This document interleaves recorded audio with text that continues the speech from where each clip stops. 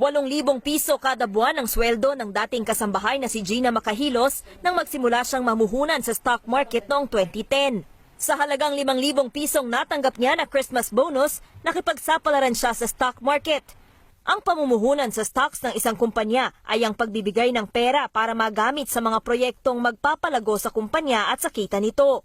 Ang naglagay ng pera sa kumpanya ay nagiging stockholder o nagkakaroon ng bahagi sa pag-aari nito na kumikita o nalulugi depende sa performance ng kumpanya. Kada buwan, naglalaan si Gina ng 2,000 piso mula sa kanyang sweldo para bumili ng stocks. Ginagabayan naman siya ng kanyang amo kung aling stocks ang dapat bilhin. Makalipas ang 7 taon, umabot ang pera ni Gina sa stock market ng higit 1 milyon.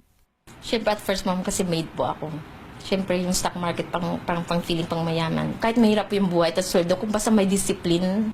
Pero paalala ng isang stock market expert, mataas ang risk sa pagbili ng individual stocks na mabilis tumaas o bumaba ang halaga. Kaya dapat ay nasa 10 to 20% lang ng kita ang ini-invest sa stock market.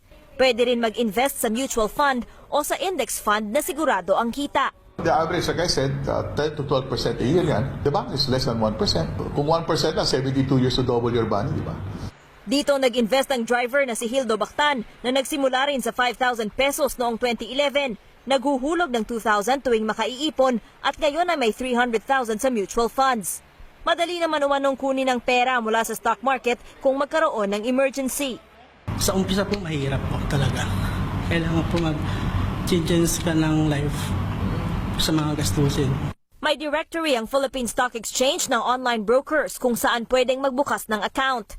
Paalala naman ni Lee, mag-ingat sa mga scam at iwasan ang jackpot mentality dahil ang kita sa investment o pamumuhunan ay hindi mabilisan.